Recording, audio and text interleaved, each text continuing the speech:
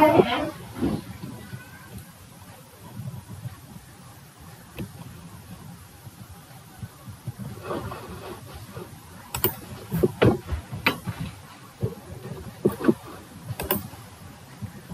morning, dear students.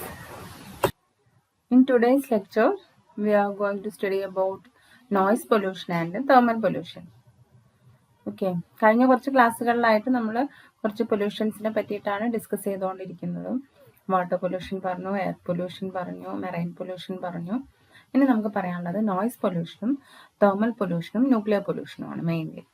Okay, അതിനകത്ത് noise pollution ഇതൊക്കെ നിങ്ങൾക്ക് അറിയാവുന്ന കാര്യങ്ങൾ തന്നെയാണ്, എന്നാലും നമുക്കൊന്ന് പറയാം. നോയ്സ് പൊല്യൂഷൻ എന്താണെന്ന് നോക്കാം. ആക്ച്വലി നോയ്സ് എന്ന് പറഞ്ഞു കഴിഞ്ഞാൽ എന്താ നോയ്സ്? എന്താണ് സൗണ്ട്? നമുക്ക് കേൾക്കാൻ പറ്റുന്ന ഒച്ചയാണ് അല്ലേ സൗണ്ട് എന്ന് പറയുന്നത്. What we here, sound is what we here.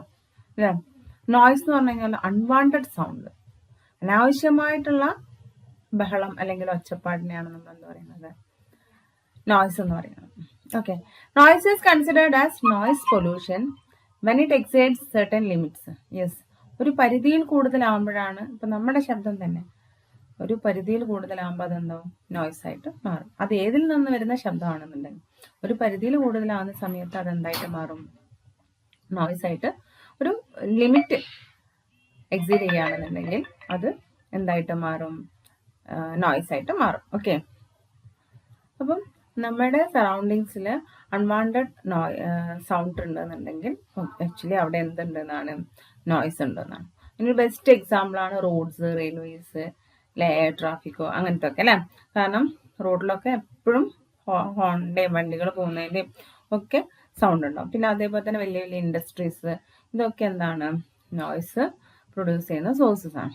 Okay, noise pollution hertz people both mentally and physically. Okay, ചില പ്രത്യേകതരം ഒച്ചകൾ ഹ്യൂമൻ ഹെൽത്തിനെ വല്ലാതെ ബാധിക്കും. അത് ഒരു മെന്റലി, അതുപോലെ ചില ആളുകളെ മെന്റലി അതുപോലെ ഫിസിക്കലി ഒക്കെ അത് ഒച്ച ബാധിക്കും. Okay, noise does not retain in the air for long period like air or water pollution. Noise ഒരിക്കലും ഇങ്ങനെ നമ്മൾ എന്താ പറയുക, ഒരു ശബ്ദം ഒരു എന്തെങ്കിലും ഒരു മെഷീനറിന്നോ അല്ലെങ്കിൽ നമ്മുടെ അടുത്ത് നിന്നൊക്കെ ഒരു ശബ്ദം പുറത്ത് വന്നു കഴിഞ്ഞാൽ അത് പുറത്ത് സസ്റ്റെയിൻ ചെയ്ത് നിൽക്കില്ല അല്ലേ. അത് ട്രാവൽ ചെയ്തങ്ങ് പോകും. ആ പോണ വഴിക്കാണ് നമ്മൾ എന്ത് ചെയ്യുന്നത്? ഹിയർ ചെയ്യുന്നത്, കേൾക്കുന്നത്.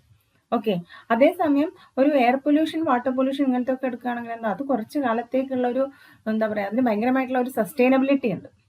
ഓക്കെ, ഇനി നമുക്ക് അപ്പം ഇത്രയാണ് നോയ്സ് പൊല്യൂഷൻ. ഞാൻ കുറച്ച് വേഗത്തിലാണ് പറയുന്നത്, കാരണം ഇതൊക്കെ നിങ്ങൾക്ക് അറിയാവുന്ന കാര്യങ്ങളാണ്. നമുക്ക് കുറച്ച് ടോപ്പിക്സ് കൂടി കവർ ചെയ്യാനുണ്ട്. ഓക്കെ, ഇനി സോഴ്സസ് ഓഫ് നോയ്സ്. നോയ്സിന്റെ സോഴ്സസ് അല്ലെങ്കിൽ കോസസ് എന്തൊക്കെയാണെന്ന് നോക്കാം. ഓക്കെ, ഇത് ഏറ്റവും കൂടുതൽ അർബൻ ഏരിയയിൽ അല്ലെങ്കിൽ ഇൻഡസ്ട്രിയൽ ഏരിയയിലാണ് ഏറ്റവും കൂടുതൽ നോയ്സ് ഉണ്ടാകുന്നത്. ഈ നാടൻ എന്താ പറയാ, നാട്ടിൻ പ്രദേശം എന്നൊക്കെ പറയില്ലേ നമ്മള് അല്ലേ. അപ്പൊ അവിടെ റൂറൽ ഏരിയാസ്, അവിടെയൊക്കെ ഈ പറഞ്ഞ ഇൻഡസ്ട്രീസും കാര്യങ്ങളൊക്കെ വളരെ കുറവായിരിക്കും. അപ്പൊ അവിടെയൊക്കെ എന്താണ്, ഈ പറഞ്ഞ നോയ്സും വളരെ കുറവായിരിക്കും. ഓക്കെ, അതേസമയം ഒരു അർബൻ ഏരിയയിൽ, സിറ്റീസിലൊക്കെ എന്താണ്, കൂടുതലായിരിക്കും നോയ്സ്. മീൻസ് ട്രാഫിക് തന്നെ ഉണ്ടായിരിക്കും, അല്ലെങ്കിൽ റോഡ് വേസ്, റെയിൽവേസ് ഇതിനൊക്കെ ഉള്ളതുണ്ടാവും, ഇൻഡസ്ട്രീസിൽ നിന്നുള്ളതുണ്ടാവും. അങ്ങനെ ഒരുപാട് തരം, പിന്നെ എയർക്രാഫ്റ്റ്സിൽ നിന്നുണ്ടാവും. അങ്ങനെ ഒരുപാട് തരം നോയ്സ് എവിടെ ഉണ്ടാവും? സിറ്റീസിൽ അല്ലെങ്കിൽ ഇൻഡസ്ട്രിയൽ അല്ലെങ്കിൽ അർബൻ ഏരിയയിൽ ഉണ്ടാവും. ഓക്കെ, ഇനി ഇത് സ്റ്റേഷനറി ഉണ്ട്, മൊബൈൽ ആയിട്ടുള്ള ഡിവൈസസ് എന്നും വച്ചാണ്. സ്റ്റേഷനറി ആയിട്ടുള്ള ഡിവൈസസിന് എക്സാമ്പിളാണ് ഇൻഡസ്ട്രീസിലൊക്കെ ഉള്ള മെഷീനറീസ്, പിന്നെ അതുപോലെ തന്നെ നമ്മുടെ വീട്ടിലൊക്കെ ഉള്ള TV, റേഡിയോ അല്ലേ, സ്റ്റീരിയോ സിസ്റ്റംസ്, അതുപോലെ തന്നെ കൺസ്ട്രക്ഷൻ വർക്കിലുള്ള മെഷീനറീസ്, അങ്ങനെ പല സാധനങ്ങളും അത് സ്റ്റേബിളായിട്ട് നിൽക്കുകയാണ്. അതാണ് സ്റ്റേഷനറി ടൈപ്പ്. ഇനി അതേസമയം മൊബിലിറ്റി ഉള്ള ഡിവൈസസ് ഉണ്ട്, അതായത് മൂവ് ചെയ്ത് കൊണ്ട് നിൽക്കുന്നത്, അതും നോയ്സ് പ്രൊവൈഡ്. അതിന് ബെസ്റ്റ് എക്സാമ്പിൾ ആണ് റോഡ് ട്രാഫിക് അല്ലേ, റോഡിലൂടെ പോകുന്ന വാഹനങ്ങൾ. ദെൻ വാട്ടർ ട്രാഫിക്, നമ്മുടെ ഷിപ്പുകൾ, അങ്ങനെയുള്ള ബോട്ടുകൾ, ഇതൊക്കെ അല്ലേ, മീൻസ് വെള്ളത്തിലൂടെ പോകുന്ന അന്തർവാഹിനികൾ അല്ലെ, ഇതൊക്കെ അതിന് എക്സാമ്പിളാണ്. ഇനി അടുത്തത് എയർ ട്രാഫിക്. എയർ ട്രാഫിക്കിൽ നമ്മൾ ഫ്ലൈറ്റൊക്കെ പൊങ്ങുമ്പോഴും ഫ്ലൈറ്റ് താഴുമ്പോഴൊക്കെ ഉണ്ടാവുന്ന വെച്ചാൽ നമുക്കറിയാം. ഓക്കെ, അത് തന്നെ ഒരു എക്സാമ്പിളാണ്. റെയിൽവേ നോയ്സ് എന്ന് വെച്ചാൽ ട്രെയിൻ പാസ് ചെയ്യുന്ന സമയത്ത് വല്ലാതെ ഉള്ളൊരു ഒച്ചയാണ് ഉണ്ടാവുക. ഓക്കെ, അപ്പം ഇതൊക്കെ സോഴ്സസ് ആണ്. ക്ലിയർ ആയിട്ടുണ്ടോ? ഒക്കെ നിങ്ങൾക്ക് അറിയാവുന്നതുകൊണ്ട് ജസ്റ്റ് ഒന്ന് നമുക്ക് പറഞ്ഞു പോകാനുള്ള കാര്യങ്ങളേ ഉള്ളൂ. ഇനി നമുക്ക് പറയാനുള്ളത് എഫക്ട്സ് ഓഫ് നോയ്സ് പൊല്യൂഷൻ ആണ്. ഓക്കെ, എന്തൊക്കെയാണ് നോയ്സ് പൊല്യൂഷന്റെ എഫക്ട്സ് എന്ന് പറയുന്നത്? അപ്പം ഇതിനകത്ത് ഒരുപാട് എണ്ണം താഴെ ഞാൻ ലിസ്റ്റ് ചെയ്തിട്ടുണ്ട്. അതിൽ ഫസ്റ്റ് വണ്ണാണ് അനോയൻസ് എന്ന് പറയുന്നത്. അത് നമ്മുടെ സൗണ്ട് സാധാരണ ഡെസിബിളിലല്ലേ മെഷർ ചെയ്യുന്നത്. ഒരു 75 ഡെസിബിൾ ടു 85 ഡെസിബിൾ, അതിൻ്റെ ഇൻ ബിറ്റ്വീൻ ദാറ്റ് വാല്യൂസ്, അതിൻ്റെ ഇടയിൽ വരുന്ന ഹൈ വോളിയം ചില പേഷ്യൻസിന്, മീൻസ് ചില ഹേർട്ട് റിലേറ്റഡ് ആയിട്ടുള്ളൊക്കെ അസുഖമുള്ള പേഷ്യൻസിനൊക്കെ വല്ലാതെ എഫക്റ്റ് ചെയ്യും. ഓക്കെ, അവരുടെ എന്താ പറയുക, ബ്ലഡ് വെസൽസ് ഒക്കെ കൺസ്ട്രക്റ്റഡ് ആവുകയും അത് ബ്രെത്ത് റേറ്റ് എഫക്റ്റ് ചെയ്യുകയും അതേപോലെ തന്നെ മസിൽ ടെൻഷനൊക്കെ കൂടുകയും അങ്ങനത്തെ കുറേ കാര്യങ്ങൾ എന്തിനകത്ത് ഉണ്ടാകുന്നുണ്ട്, ഇങ്ങനെയുള്ള പേഷ്യൻസിനൊക്കെ ഉണ്ടാകുന്നത്. അങ്ങനെ ഒരുമിച്ച് കുറച്ച് കാര്യങ്ങൾ വരുന്നതിനാണ് അനോയൻസ് എന്ന് പറയുന്നത്. ഓക്കെ, ഇനി നെക്സ്റ്റ് നമുക്ക് പറയാനുള്ളത് ബ്ലഡ് വെസൽ. ചെറിയ മിസ്റ്റേക്ക് ഉണ്ടായിരുന്നു, അനോയൻസിനകത്തുള്ള വേർഡിങ്സ് ആണ്, ബ്ലഡ് വെസൽസ് ആണ് അതിനകത്ത് വന്നിരുന്നത്. നെക്സ്റ്റ് നമുക്ക് പറയാനുള്ളത് ഹിയറിംഗ് ലോസ് ആണ്. ഹിയറിംഗ് ലോസ് എന്ന് പറഞ്ഞു കഴിഞ്ഞാൽ നമ്മളുടെ എന്താ പറയുക, കണ്ടിന്യൂസ് ആയിട്ട് ഇപ്പോൾ 100 ഡെസിബിളിലൊക്കെ കൂടുതലുള്ള വോളിയം കണ്ടിന്യൂസ് ആയിട്ട് നമ്മുടെ ചെവിയിൽ ഇങ്ങനെ അടിച്ചുകൊണ്ടിരുന്നാൽ ഇയർ ഡാമേജ് ഉണ്ടാവും. ഓക്കെ, അപ്പം നമുക്ക് അങ്ങനെ ഡാമേജ് വന്നു കഴിഞ്ഞാൽ നമുക്ക് കേൾവിക്കുറവ് സംഭവിക്കും. ഓക്കെ, അപ്പം അങ്ങനെ കേൾവിക്കുറവ് സംഭവിക്കുന്നതിനെയാണ് ഹിയറിംഗ് ലോസ് എന്ന് പറയുന്നത്. ഓക്കെ, അതേപോലെ തന്നെ സ്പീച്ച് ഇൻ്റർഫറൻസ് മീൻസ് ഇങ്ങനെ നല്ല ഇതുപോലെ തന്നെ ഒരു 100 ഡെസിബിൾ പിന്നെ എന്താ പറയുക വോളിയം ഉള്ളതിൻ്റെ അടുത്ത് മെഷീനറീസ് ഇങ്ങനെ വർക്ക് ചെയ്തുകൊണ്ടിരിക്കുക, അതിൻ്റെ അടുത്ത് വന്നിട്ട് നമ്മൾ സംസാരിക്കുന്ന സമയത്ത് സ്പീച്ച് ഇൻ്റർഫറൻസ് ഉണ്ടാവും. മീൻസ് നമ്മൾ പറയുന്നത് നമ്മുടെ അടുത്തിരിക്കുന്ന ആൾക്ക് പോലും കേൾക്കാൻ പറ്റാത്ത അവസ്ഥ, അവർ തിരിച്ച് നമ്മുടെ അടുത്ത് റിപ്ലൈ ചെയ്യുന്നത് നമുക്ക് കേൾക്കാൻ പറ്റാത്ത അവസ്ഥ, അതാണ് സ്പീച്ച് ഇൻ്റർഫറൻസ്. ഇതൊക്കെ ഹൈ നോയ്സ് കൊണ്ടുണ്ടാവുന്ന പ്രോബ്ലംസ് ആണ്. ഓക്കെ, ഇനി അടുത്ത് നമുക്ക് പറയാനുള്ളത് ടാസ്ക് ഇൻ്റർഫറൻസും സ്ലീപ്പ് ഇൻ്റർഫറൻസും. സ്ലീപ്പ് ഇൻ്റർഫറൻസ് കേൾക്കുമ്പോൾ നിങ്ങൾ വിചാരിക്കും നമ്മൾ ഉറങ്ങാൻ കിടക്കുന്ന സമയത്ത് ഇങ്ങനെ ഒച്ച കേട്ടുകൊണ്ടിരിക്കുകയാണെന്നുണ്ടെങ്കിൽ അത് ഉറക്കത്തിനെ ബുദ്ധിമുട്ടിക്കുക. പക്ഷെ അങ്ങനെയല്ല, നമ്മൾ കണ്ടിന്യൂസ് ആയിട്ട് ഒരു വർക്ക് സൈറ്റിൽ വർക്ക് ചെയ്തുകൊണ്ടിരിക്കുന്ന ഒരാൾ അങ്ങനെ കണ്ടിന്യൂസ് ആയിട്ട് ഒരു 90 dB to 100 dBൻ്റെ ഉള്ളിലുള്ള ഒരു ഹൈ ഫ്രീക്വൻസി വോളിയം കേട്ടുകൊണ്ടിരിക്കുകയാണെങ്കിൽ തീർച്ചയായിട്ടും അയാൾക്ക് നൈറ്റിലുണ്ടാവുന്ന അല്ലെങ്കിൽ അയാൾ ഉറങ്ങാൻ കിടക്കുമ്പോൾ ഉണ്ടാകുന്ന ഒരു പ്രോബ്ലമാണ് സ്ലീപ്പ് ഇൻ്റർഫറൻസ് എന്ന് പറയുന്നത്. ആ ഒരു മുഴക്കം അവരുടെ കാതിലും അല്ലെങ്കിൽ വല്ലാതെ ഡിസ്റ്റർബ് ചെയ്യുന്നൊരു അവസ്ഥയാണ് എന്ത്, സ്ലീപ്പ് ഇൻ്റർഫറൻസ്. അതേപോലത്തെ ഒരെണ്ണം തന്നെയാണ് ടാസ്ക് ഇൻ്റർഫറൻസ്. ഇങ്ങനെ കണ്ടിന്യൂസ് ആയിട്ട് ബഹളത്തിൻ്റെ ഇടയിൽ നിന്ന് വർക്ക് ചെയ്യുന്ന സമയത്ത് അത് നമ്മുടെ ടോട്ടൽ ഓൾ ബോഡീനെ അത് എഫക്റ്റ് ചെയ്യും. ഓക്കെ, അപ്പം അങ്ങനെ എഫക്റ്റ് ചെയ്ത് കഴിഞ്ഞാൽ ആ ആളുടെ വർക്ക് പെർഫോമൻസിൽ അല്ലെങ്കിൽ ആ ടാസ്ക് കംപ്ലീറ്റ് ചെയ്യാനുള്ള ഒരു ക്യാപ്പബിലിറ്റി എന്താവും, റിഡ്യൂസ് ആവും. അതാണ് ടാസ്ക് ഇൻ്റർഫറൻസ്. മീൻസ് അയാളുടെ വർക്ക് അയാൾക്ക് അത്രത്തോളം ഈ ഒരു ഒച്ചയും ബഹളവും ഒക്കെ അയാളുടെ ആ ഒരു വർക്കിനെ കൂടെ എന്ത് ചെയ്യുന്നുണ്ട്, ബാധിക്കുന്നുണ്ട് എന്നാണ് ടാസ്ക് ഇൻ്റർഫറൻസ് കൊണ്ട് മനസ്സിലാക്കേണ്ടത്. ക്ലിയർ ആയിട്ടുണ്ടോ പറയുന്നത്? മനസ്സിലാവുന്നുണ്ട്? 6th വണ്ണാണ് ബിഹേവിയറൽ എഫക്റ്റ് എന്ന് പറയുന്നത്. ബിഹേവിയറൽ എഫക്റ്റ് എന്ന് പറഞ്ഞാൽ നേരത്തെ പറഞ്ഞ പോലെ തന്നെ നമ്മൾ കണ്ടിന്യൂസ് ആയിട്ട് ഈ നോയ്സ് ഉള്ള സ്ഥലത്ത് വർക്ക് ചെയ്യുന്ന ഒരു ആളുടെ ടോട്ടൽ ബിഹേവിയറിൽ ആ ഒരു നോയ്സിൻ്റെ ഡിസ്റ്റർബൻസ് കൊണ്ട് ഒരു നെർവസ്നെസ് ഫീൽ ചെയ്യും. ഓക്കെ, അയാൾ എപ്പോഴും ഒരു നെർവസ് ആയിട്ടുള്ള ഒരു അവസ്ഥയിലായിരിക്കും. പിന്നെ ചിലരുടെ കേസിൽ ഇത് കണ്ടിന്യൂസ് ആയിട്ട് എന്താ പറയുക, ഇത് ശീലമായി കഴിഞ്ഞാൽ ഒരു പക്ഷേ പ്രോബ്ലം ഒന്നും ഉണ്ടാവില്ല. പക്ഷേ ചിലരുടെ കേസിൽ അത് ഓരോരുത്തർ ഡിപ്പെൻസ് അപ്പോൺ ആ ഒരു ഹ്യൂമൻ ബീങ്ങിനെ ഡിപ്പെൻഡ് ചെയ്തുകൊണ്ടിരിക്കും. ഓക്കെ, അപ്പം അങ്ങനെ ആള് നെർവസ് ആയിരിക്കുക. അപ്പം അതാണ് ബിഹേവിയറൽ എഫക്റ്റ് കൊണ്ട് ഉദ്ദേശിക്കുന്നത്. ഇനി അക്വസ്റ്റിക്കൽ പ്രൈവസി എന്ന് പറയുന്നത് നമ്മളിപ്പോൾ ലൈറ്റ് വെയിറ്റ് മെറ്റീരിയൽസ് കൊണ്ടൊക്കെ ഇപ്പോൾ വീടുകൾ വലിയ ഫ്ലാറ്റ് അങ്ങനെ ഓരോന്നൊക്കെ ഉണ്ടാക്കുകയാണെന്നുണ്ടെങ്കിൽ അവർക്ക് ഈ ഇതുപോലെ തന്നെ നമ്മളിപ്പം കുറച്ച് ഹാർഡായിട്ടുള്ള മെറ്റീരിയലാണ് യൂസ് ചെയ്യുന്നതെങ്കിൽ ശബ്ദം ഉള്ളിലേക്കോട്ട് അത്ര പെട്ടെന്ന് എത്തില്ല. പക്ഷെ ലൈറ്റ് വെയിറ്റ് ആണെന്നുണ്ടെങ്കിൽ നമുക്ക് ബഹളം പെട്ടെന്ന് എന്താ പറയുക, അല്ലെങ്കിൽ ശബ്ദം പെട്ടെന്ന് നമ്മുടെ റൂമിലോട്ടൊക്കെ എത്തും.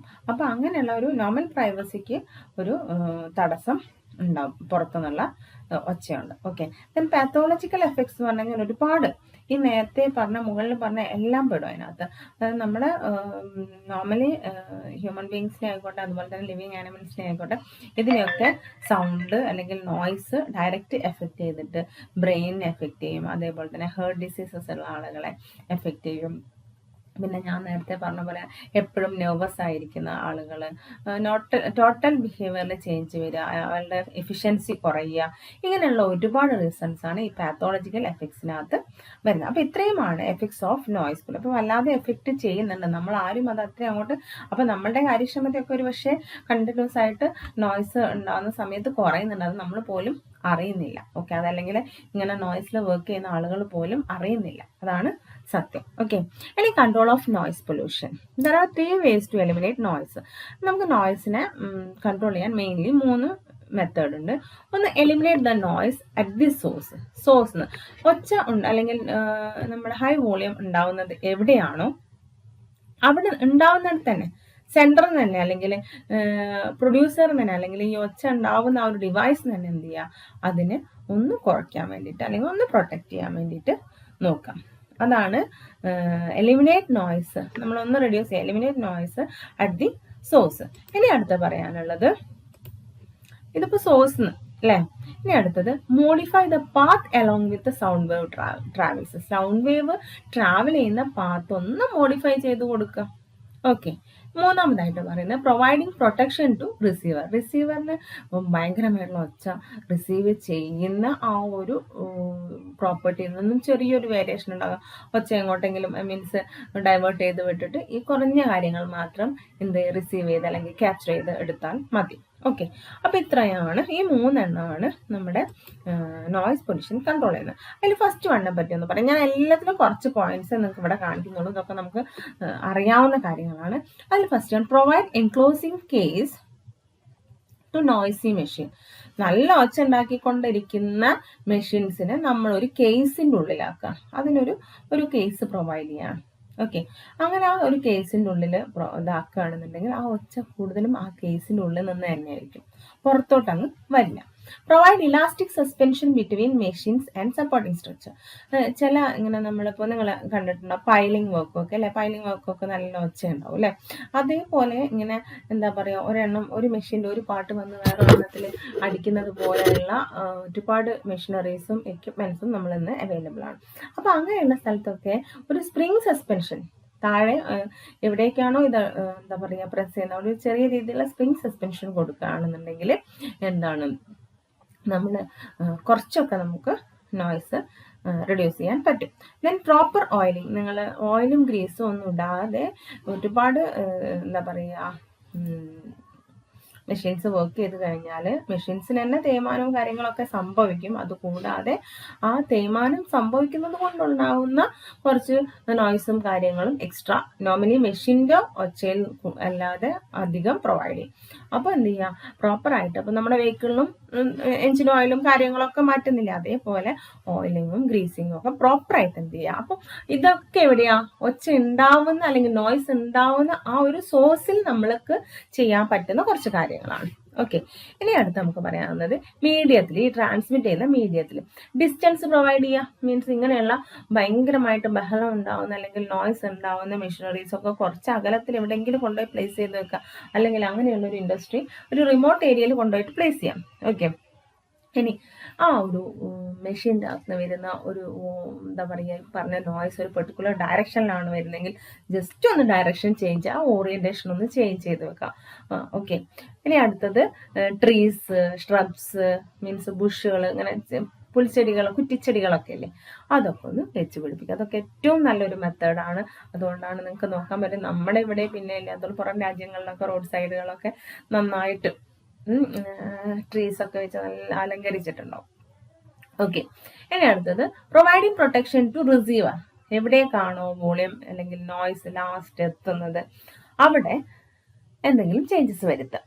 ഓക്കെ, ഇനി റൊട്ടേറ്റ്, അത് അതിനൊരു എക്സാമ്പിളാണ് rotating staff members from one room to another. അതായത് ഒരു മെഷീനറി ഉണ്ട്, ആ മെഷീനറി വെച്ച റൂമിൻ്റെ അടുത്താണ് ഒരു 10 സ്റ്റാഫ് വർക്ക് ചെയ്യുന്നത് കേൾക്കാം.